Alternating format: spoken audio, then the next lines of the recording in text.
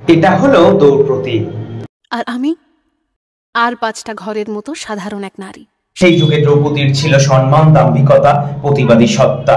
কলিযুগে দাঁড়িয়ে আমারও আছে দাম্ভিকতা, সম্মান ও প্রতিবাদী সত্তা। যুধিষ্ঠির যখন পাশা খেলায় পাঞ্চালীকে বাজি রেখে হেরে গিয়েছিল, দুঃশাসন যখন ভরা সভায় দ্রৌপদীর কাপড় খুলতে ব্যস্ত হয়ে পড়েছিল, এই সময় শ্রীকৃষ্ণ সহায় ছিলেন, তার সম্মান রক্ষা করেছিলেন।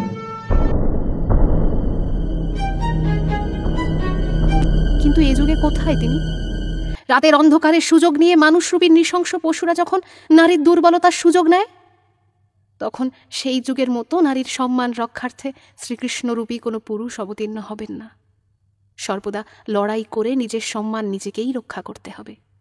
অধিকারের সঙ্গে আপোষ না করে অগ্রগামী হয়ে উঠতে হবে। আর থাকা যাবে না বসে চুপচাপ। এ সমাজের লক্ষ্মী নয়, কালীর বড় অভাব।